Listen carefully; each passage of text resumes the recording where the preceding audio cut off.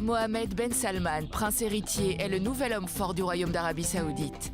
Visionnaire pour les uns, despote pour les autres, l'ascension fulgurante du dénommé MBS bouscule la société saoudienne.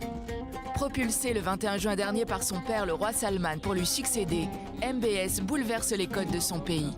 À 32 ans, le plus inexpérimenté des prétendants au trône brise l'ordre dynastique qui prévoit depuis 1933 la transmission du pouvoir entre frères.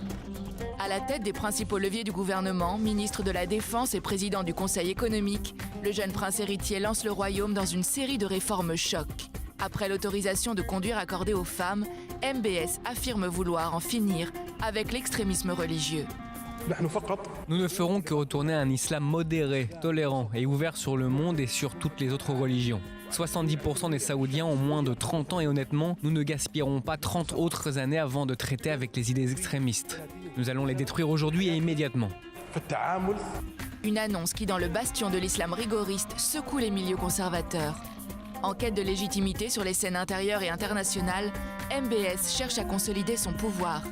Une quête de légitimité au prix d'une purge sans précédent dans les rangs des personnalités politiques et économiques les plus influentes du royaume.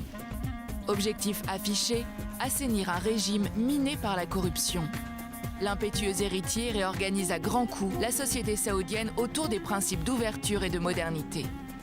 Depuis 1 an, le prince a engagé l'Arabie saoudite dans ce qu'il appelle sa révolution thatchérienne.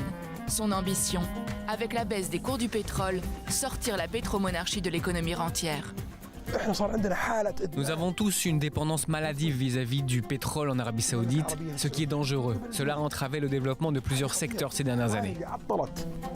Un séisme pour le premier exportateur mondial de pétrole qui assure pouvoir vivre sans le pétrole dès 2020. À 32 ans, le fils préféré du roi Salman veut transformer le modèle social et économique de son pays et concentre l'essentiel des pouvoirs opérationnels. Une situation sans précédent dans le royaume d'Ibn Saoud. Un exécutif resserré qui fait craindre à certains une gouvernance autocratique du pays. Mohammed Ben Salman, nouvelle figure de la couronne saoudienne, dessinera-t-il le nouveau visage de l'Arabie saoudite ?